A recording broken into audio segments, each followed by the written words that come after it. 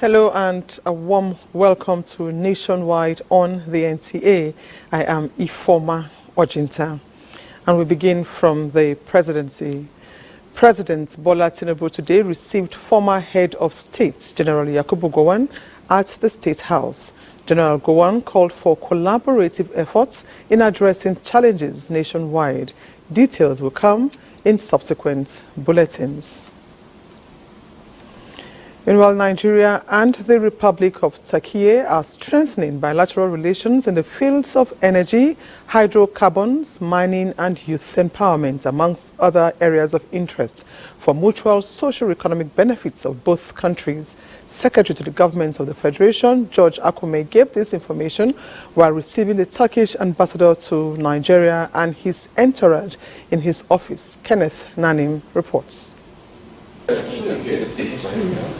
Nigeria and Turkey over the years share a rich history of cooperation, mutually beneficial socio-economic relations. With the current socio-economic crunch being experienced globally, the Secretary to the Government of the Federation, George Akume, says it has become imperative to strengthen the legal framework on which 3 memoranda of understanding and 4 agreements were signed by Nigeria and the Republic of Turkey in 2011. George Akume re-emphasizes that Nigeria and Turkey share identical views on topical global issues and governance systems, particularly the need for greater inclusiveness to accommodate all interests across various regions of the world. The SGF commended support by Turkey to Nigeria on global politics and economic cooperation and points to personnel capacity development and purchase of military hardware for the Nigerian armed forces in the fight against insurgency as areas where the MOU signed have mutual impact. The ambassador also assures the SGF that the Republic of Turkey is committed to consolidating its socio-economic ties with the federal government of Nigeria to ensure that agreements and memoranda of understanding between the two countries are followed to the letter for mutual benefits. Kenneth Nanim, NTA News. Senate has urged the federal government to stand down the idea of increasing electricity tariff. It also resolved to investigate the over 2 trillion naira subsidy requirement as stated by the Minister of Power. The issue was raised as a matter of urgent public importance by Senator Iya Abbas and 10 other lawmakers, in which they expressed concern over the 1.3 trillion naira the Ministry of Power was owing power generating companies and $1.3 billion owed gas companies. Senate decided to look into the role of the Ministry of Power, Nigeria Electricity Regulatory Commission and Ziglax Company on a failed agreement to provide prepaid meters in order to ensure Nigeria is not shortchanged. The Committee on Power should immediately swing into action and investigate these allusions by the Minister of Power.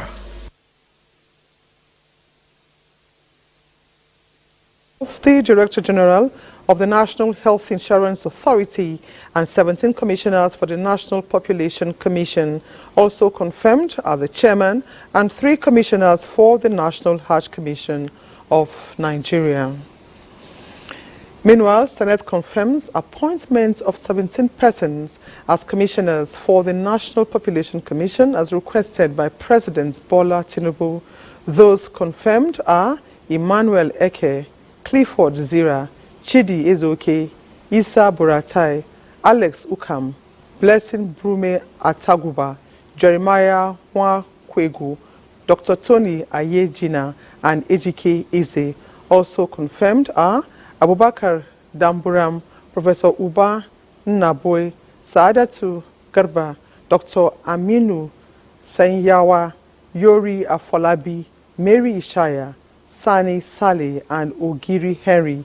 Senate also confirmed the appointments of chairman and commissioners for the National Hajj Commission of Nigeria.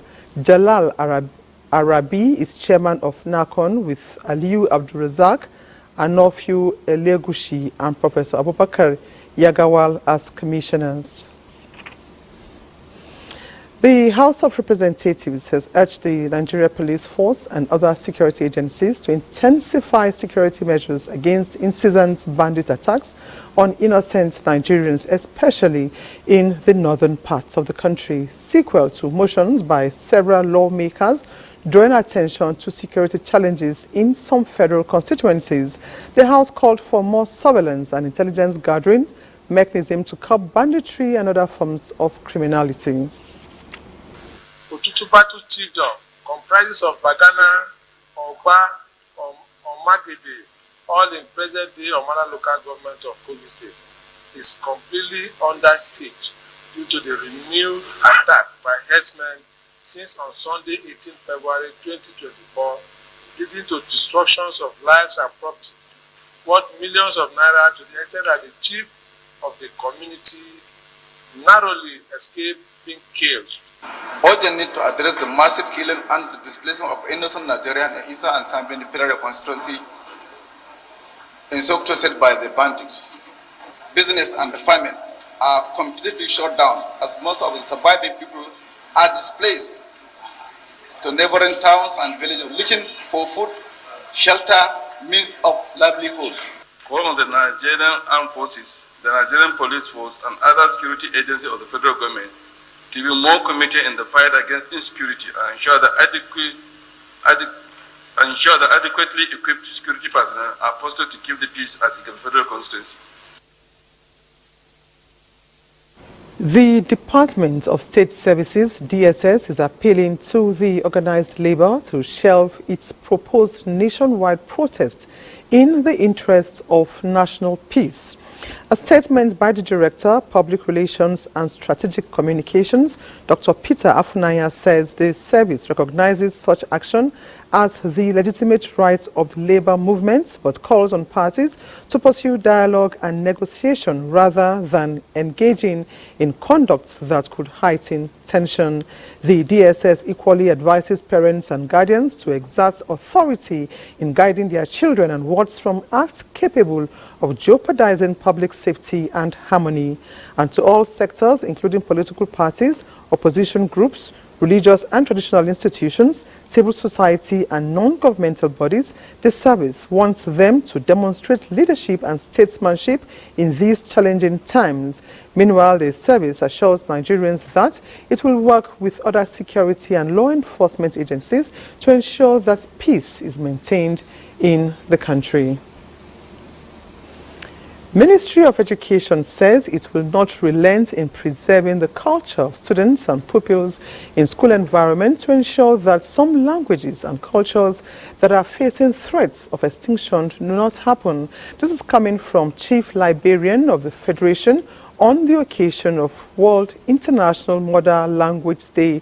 On its part, the National Library will regularly organize Mother Language Day, where students and pupils of both secondary and primary schools will be made to make presentations in their mother languages and reward those who are fluent.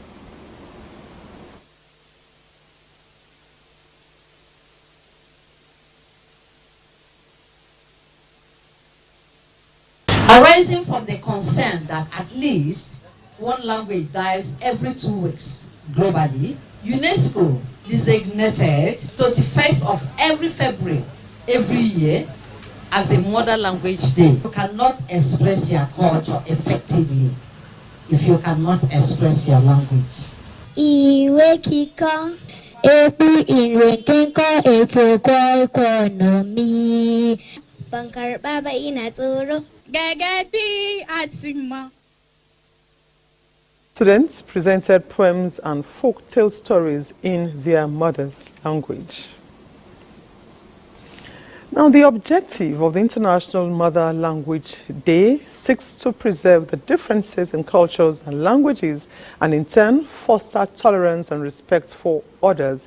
It also helps individuals identify with their origin and learn ethical values that come with it. With language diversity increasingly threatened globally, the challenge of more languages disappearing is very pronounced in Rivers State, especially in urban centers. Chidebere Onya reports. importance of language not only as a means of communication, but a vehicle which conveys cultures, customs, and traditions cannot be overemphasized. Besides globalization, which is impactful tool on indigenous cultures, the apathy towards mother tongue by some native speakers stands as a threat to indigenous languages and cultures in Nigeria. If you live in for instance, in an equally dominant environment, the possibility, and if they use the language prominently there, the possibility that your child is going to acquire that language, and many of them are born here, so they acquire that language, and that's the one that they will be speaking in always. So the development of their own mother tongue will become remote. This year's theme, multilingual education, is seen as a pillar of intergenerational learning that underscores the benefits of using learners' native language in education, as it fosters better learning outcomes, self-esteem, and critical thinking skills. We are just like people living under a serious borrowed culture. So the only way forward is that linguists should be deployed to primary, secondary, and university levels. As the first teacher of every child, parents are advised to use mother tongue as a language of communication at home. With that, it is believed that norms, values, and traditions will transcend generations. In Port Harcourt, Chidiebere Onyia, NTA News. Well, as you already know, today is 21st of February and it is International Mother Language Day. And on that note, we now link up with Kingsley and Marjorie for more on this day's celebration. And Kingsley is in Rivers State. Now, Kingsley, tell us, Rivers State is a multilingual society. What is the impact of urbanization on learning mother tongue, especially among the younger generations? Welcome to Port Harcourt. Of course, when you bring the issue of urbanization impact on mother tongue in Rivers State, it is a stark reality, and one would believe that when UNESCO thought about setting up this day, Rivers State was also, they had Rivers State in mind. Given that Rivers State is a multilingual society, the influence of urbanization is having a sweeping effect on the native languages spoken across the 23 local government areas of the state. And the impact is more felt at the urban centers. When you go across the urban centers in Port Harcourt and other parts of the state where you have urban settlements, you come to the reality that the mother tongue is actually dying. Many families find it difficult to communicate with their family members, especially the younger generation, in their mother tongue. And this is a key challenge to transmitting the people's culture and also imbibing the values and the tradition of the people. This is a challenge which many stakeholders are also concerned. If you go to, like here we are, which is the capital city, Ikwere is the native language. And when you go across many families here also, you think that unlike in other parts of the country where those languages that are native to the city centers are spoken, even here the language is sparingly spoken among even the older generation. It's a concern to many. How do we preserve our native languages across the various local government areas? This is what concerned stakeholders are asking for the authorities to consider. And also recall that late 2022, the last administration thought it wise that the issue of mother tongue be introduced in primary school as a language of instruction. And many residents in the state found it sharing then. And hopefully residents are also expecting that the authorities will kickstart the processes of bringing this to bear in our primary school level, so that more of these native languages could be taught across those levels, so that more of our young people will imbibe and learn their languages, and by so doing will preserve these dying languages, especially at our city centers. Really expressed the fear of many of some of our languages, going extinct. But what should be done to revive this dying culture? Okay, I'm afraid. Did you get me, Kingsley? Very well, very well. Across many local government areas, and there's various languages we have. There are also efforts by cultural organizations. I've seen the Kwere cultural organization, the Che cultural organization, just like the Ekpes also. There are efforts to document these languages and also imbibe it, make it mandatory for people to begin to learn these languages and also impact it on their children. A key step to driving this, some stakeholders also have advocated, is in the secondary schools. Back in the days, you have a scenario where people speak their dialect and they are tagged primitive or local, and in some schools they say vernacular speaking is not allowed.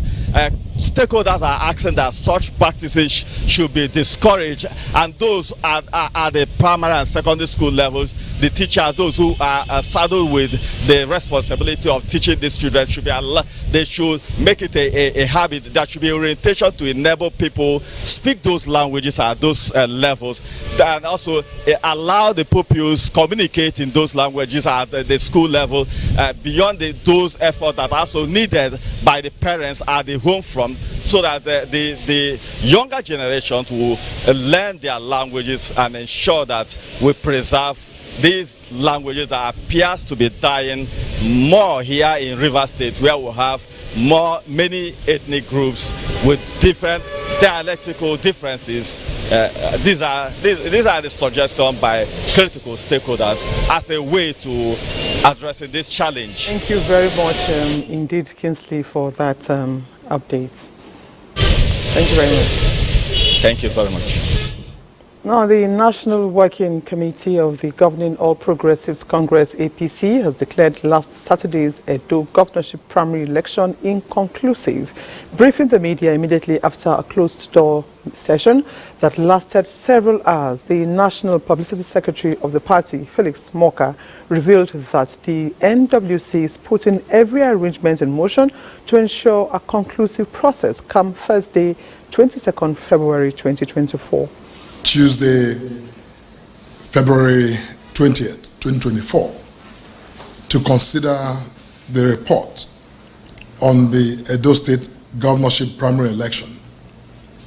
The National Working Committee of our party deliberated on the report and resolved that the Edo State governorship primary election has not been completed, and has now fixed Thursday, February 22nd, 2024, for the completion of the APC Edo State primary election process.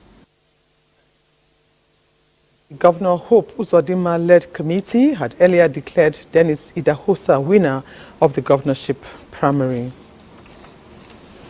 In the meantime, a group on the platform of the All Progressives Congress tagged Africa Civil Society Forum has lauded the intervention of President Bola Ahmed Tinubu on the outcome of the Edo governorship primary election of Saturday last week.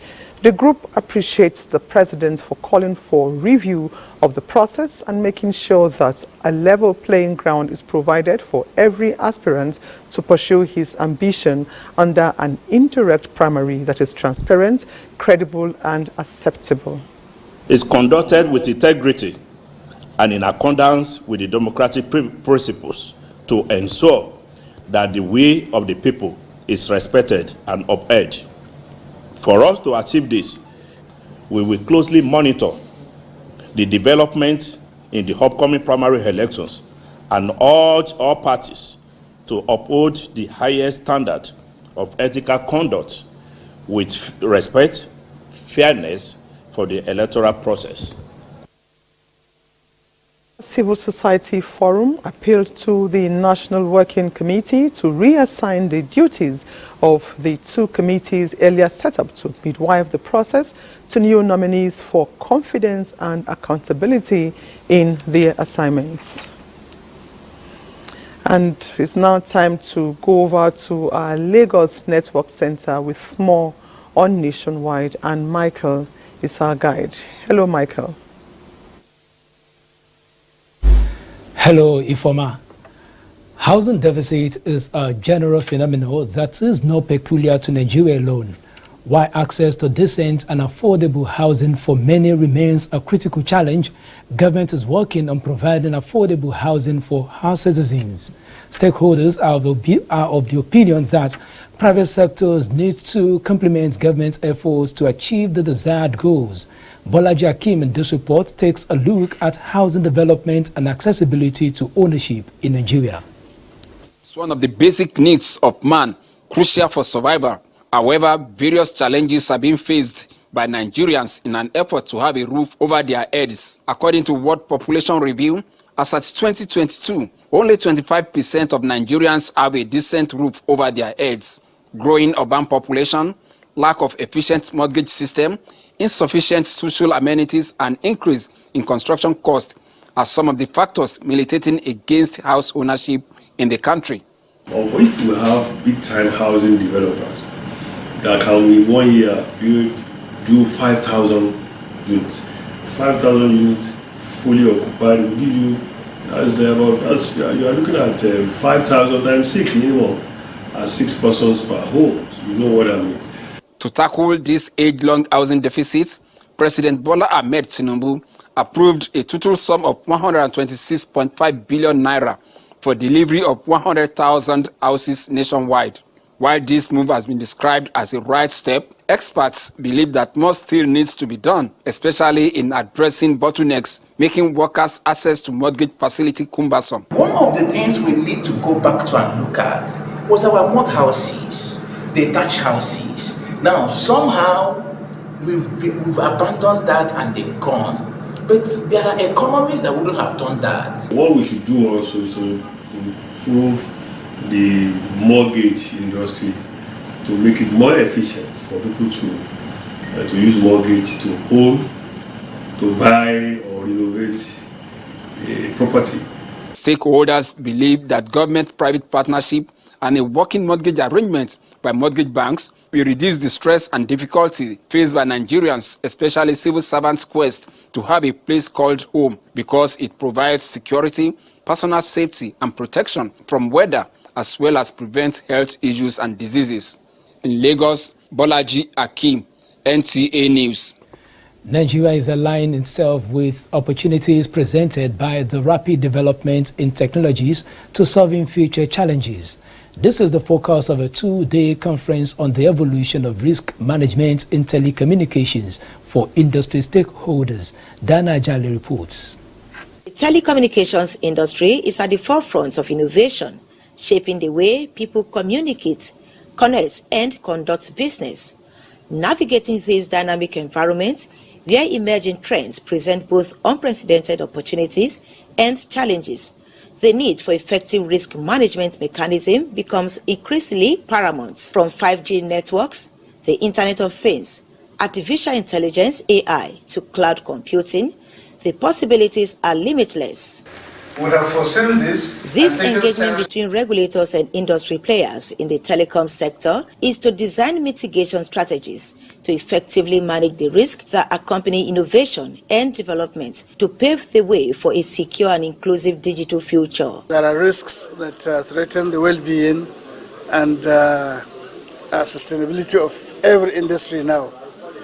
So the modern style now is to ensure that all such risks are identified and managed in such a manner that that industry becomes sustainable. We felt we should do the same for our telecom industry. People to manage these risks, are they properly trained? Do they have the capacity to identify risks and then to be able to mitigate it? Stakeholders also believe that risk management should be central to strategy in order to safeguard the industry's growth and sustainability. Invest in new technologies that deliver cost savings over time. Even at the federal level, we should be looking at things from a risk management perspective. Managing financial and fraud risk assessment in the industry, as well as collaboration and innovation for effective risk management, were areas addressed. In Lagos, Diana Ajale, NTA News. Those are the reports from Lagos. Nationwide, we continue with Chineye in Enugu. After this break, do stay.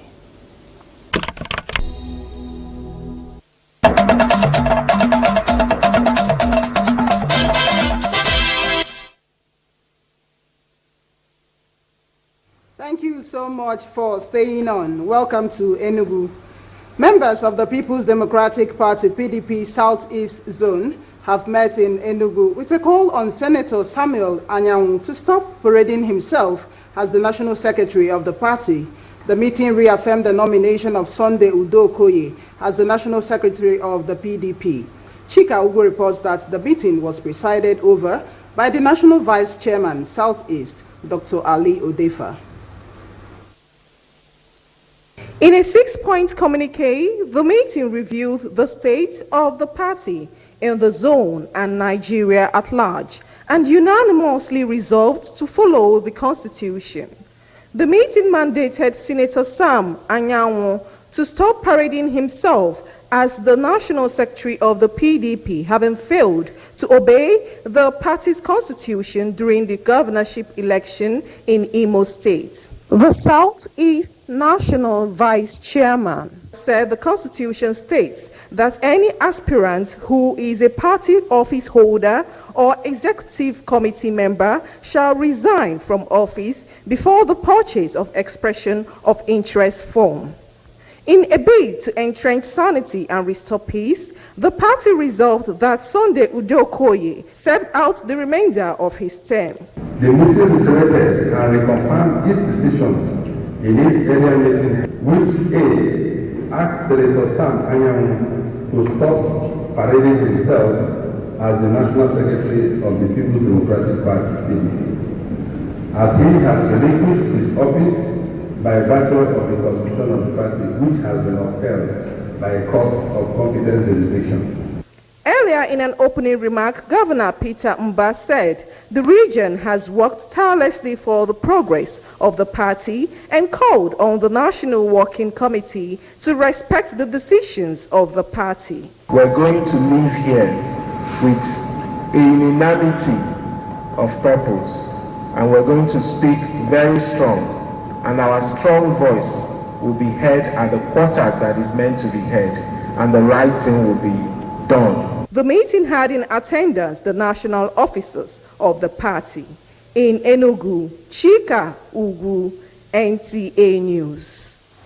The 2024 National Youth Service Corps members Batch A Stream 1 in Enugu have been sworn in with a charge to embrace the skills acquisition and entrepreneurship development program, which has been modified to meet with the ever-changing business environment of the 21st century. Chimaroke Ugu reports.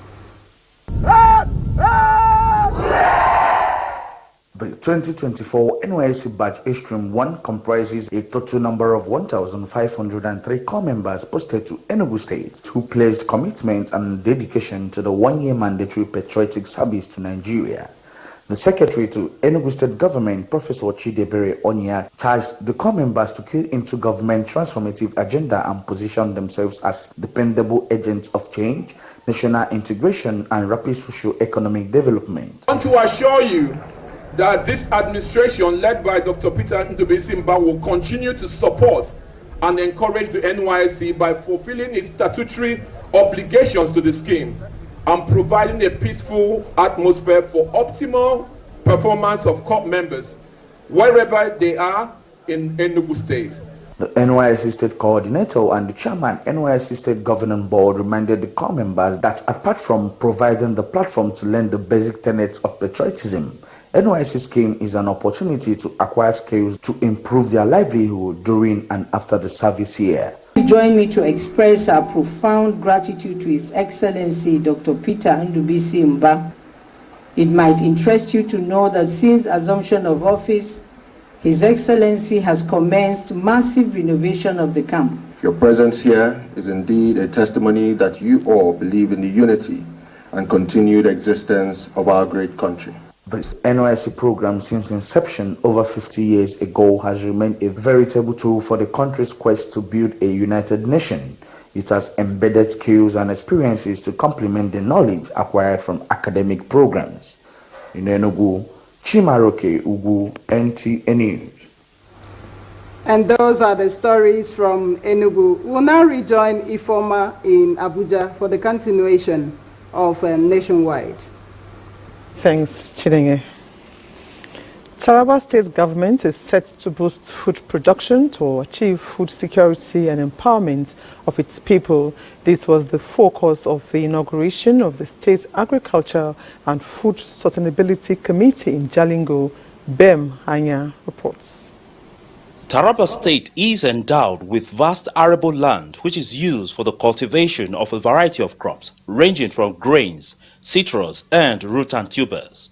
Over time, the state has been confronted with insecurity and lack of agricultural mechanization, which has kept production majorly on the subsistence level.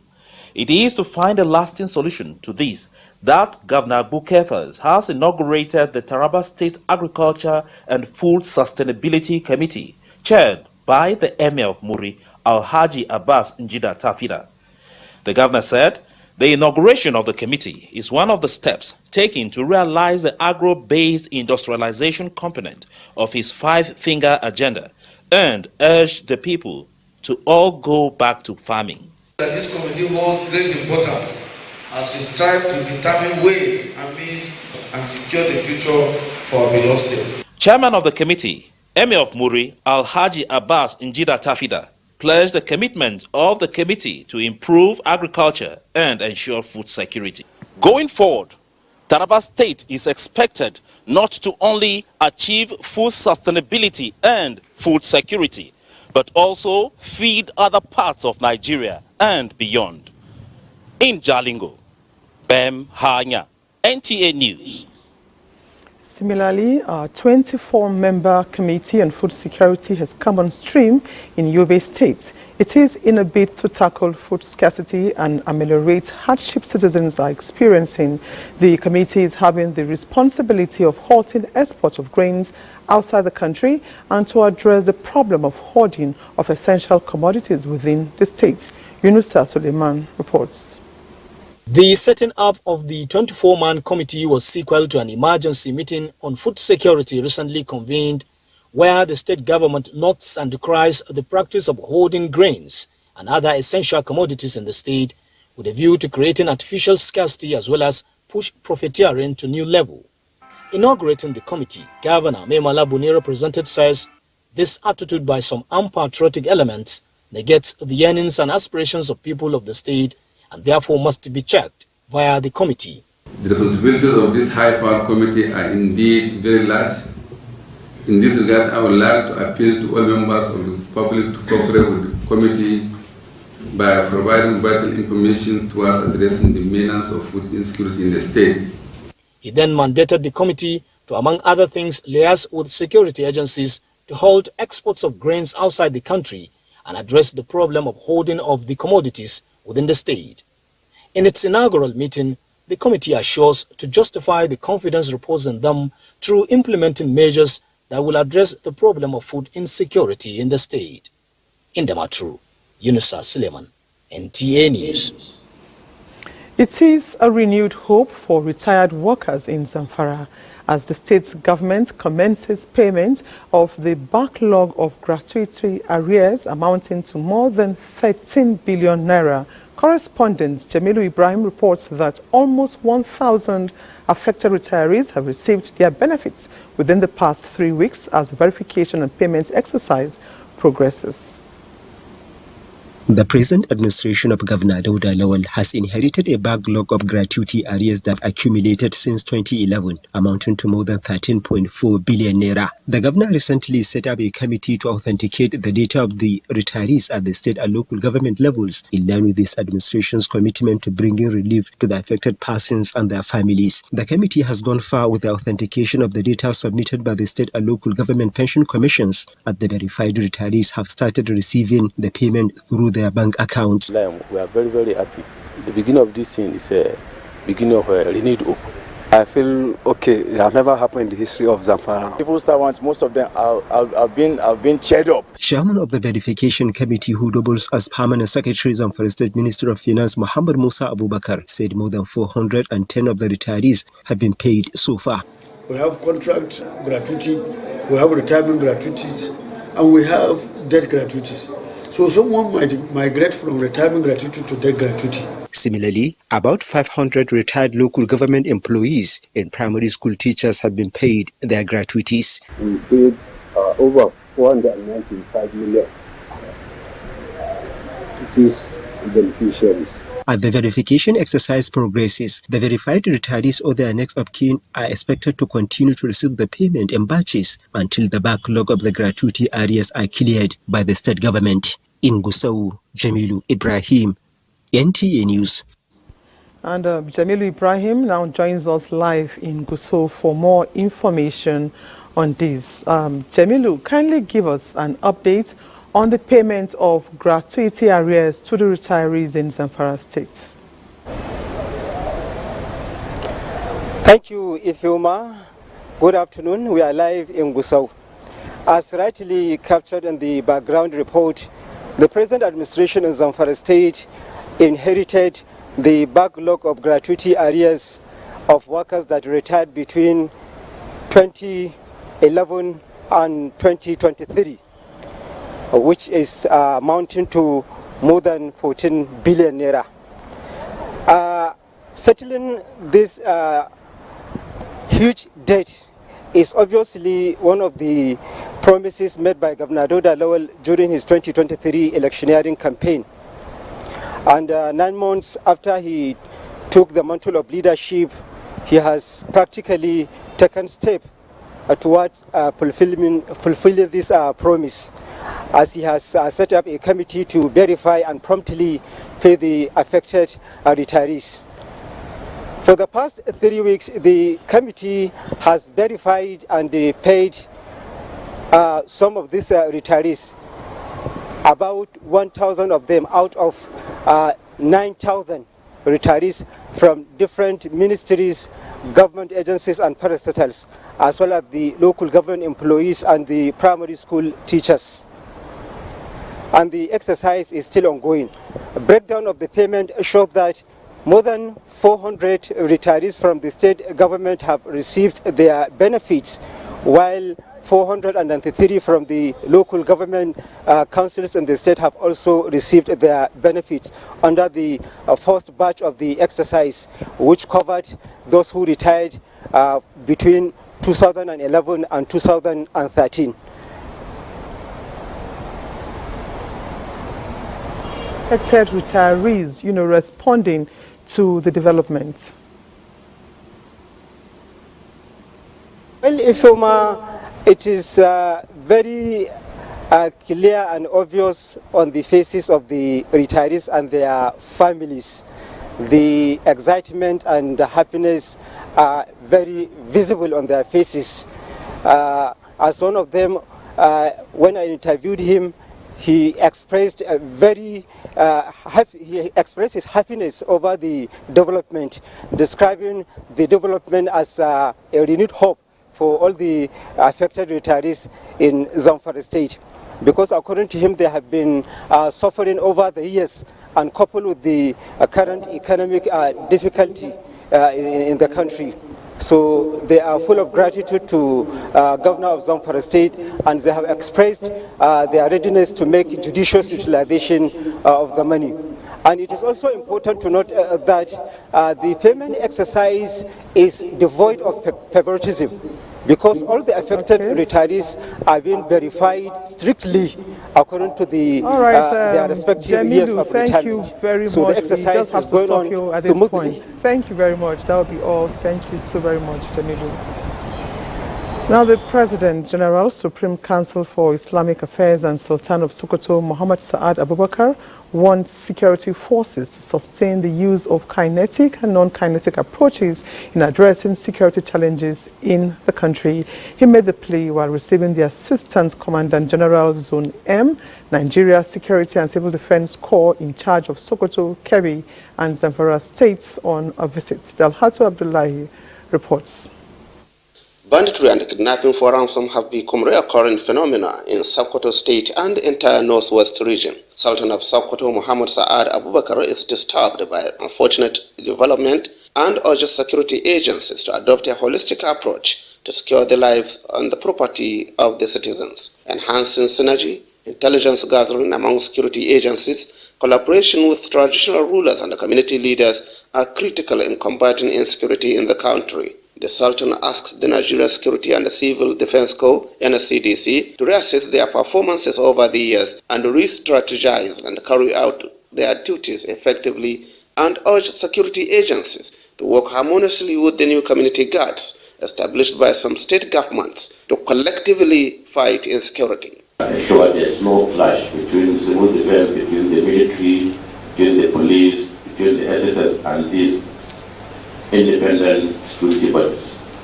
Assistant Commandant General in charge of Sokoto, Kebbi and Zamfara states of the NSCDC, Felix Adepoyik Bolade, assured the Sultan of the core commitment to secure the country and pledges to continue working with other security agencies to adopt a multifaceted approach to tackle security challenges in the zone. We ensure that all the critical assets and infrastructure of the country are protected by our men either carrying arms or on surveillance. The NSCDC solicits for the support of the Sultanate Council and the people in the state to enable it carry out its mandate. In Sokoto, Dalhatu Abdullahi, NTA News. Now, Obehi, in our Benin Network Center, will be bringing us the next set of stories on Nationwide. Obehi.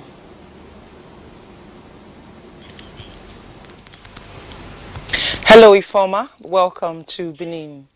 Some species of birds and wild animals intercepted by the Nigerian Customs Service on their way to be smuggled out of the country are now in Okomu National Park for rehabilitation and integration. Judah Bugu picks up the story from here. With Nigeria identified as a major wildlife trafficking route, the National Park Services, in collaboration with the Nigerian Customs Service, have been working round the clock to put an end to the illegal trade. These wildlife on display, including 19 African grey parrots, 2 honey badgers, and 2 pelican birds, which the conservator of Park, Okomu National Park, said were intercepted by Seme Area Command of the Nigerian Customs Service on February 16, are some of the recent successes of the joint efforts of the two agencies. We were invited to Lagos by the Nigerian Customs Service, Seme Area Command, to receive these species of animals on behalf of the Conservator General, National Park Service, Abuja. And we have brought them to Okomu National Park, Edo State Command, for the rehabilitation and reintroduction when the time comes. The conservator further explained the process the rescued animals will be made to undergo before they can be reintegrated into the nation's conservation parks. They traveled from a long distance. The stress that they were involved in the process of trafficking them, we insist we'll keep them here. Meanwhile, quarantine them and see whether anything will manifest. If nothing, for some time, we'll see them, they are healthy, they are in good nature. We're now prepared to send them back to the wild they come from. We'll release them back to the wild. He advised those engaged in poaching and wildlife smuggling to desist from such acts which endangers the species of the nation's wildlife. In Benin, Jude Abugu, NTA News.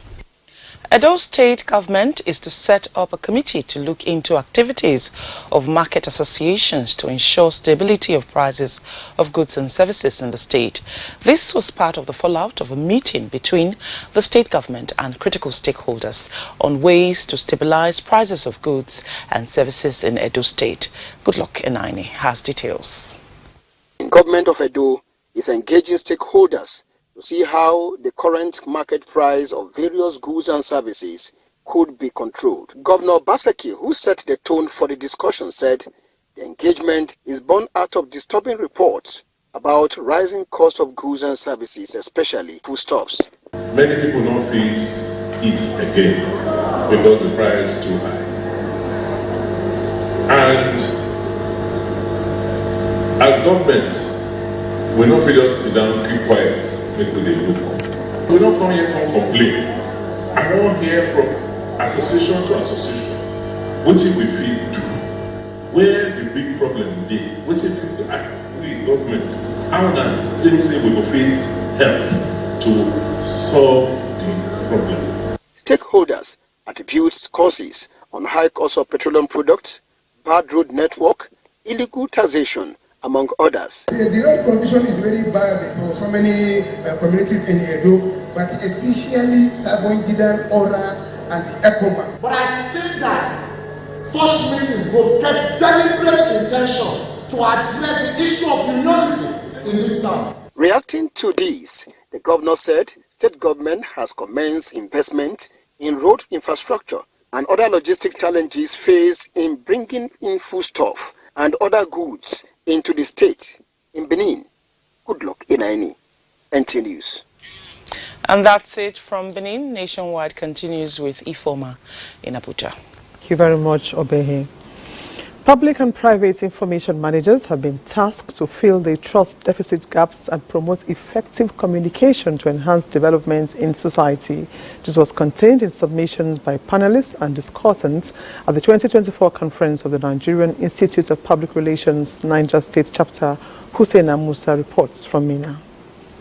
The Nigerian Institute of Public Relations, Niger State Chapter's conference and annual general meeting with the theme Public Relations in a Challenging Environment availed professionals and scholars alike the opportunity to review the challenges faced by media practitioners in strengthening the relationship between government and the citizens with a view to finding a sustainable solution. No matter how good intentions of government, if they are not properly communicated and strategically managed, goodwill may sometimes be compromised. The need for education to be given priority, because you lead educated, learned, knowledgeable people more easier than ignorant people. Minister of Information and National Orientation was represented at the event. I want to call on Niger State Government and the State Chapter in NTA to join hands with President Bola Ahmed Tinubu and the Prime Minister of Information and National Orientation, ensuring the National Value Charter becomes a household name in Niger State. Beyond information dissemination, the lesson as enshrined in the Charter must be inculcated into the life and hearts of the people. The conference also featured a paper presentation on the role of stakeholders and communication in the new Niger agenda and presentation of gifts and certificates to individuals who have contributed to the growth of the Institute. In Mina, Hussein Musa, NTA News. The body of former Governor of Ondo State arrived the Akure Township Stadium and was received by the state's Governor, Lucky Ayedatiwa, supported by Bayelsa and Kwara State governors. Governor Ayedatiwa led in paying tributes to the departed former governor, urging the people to remember and sustain his good works. Paul Omokago is standing by at the Akure Township Stadium to give us an update on the event. Paul, over to you.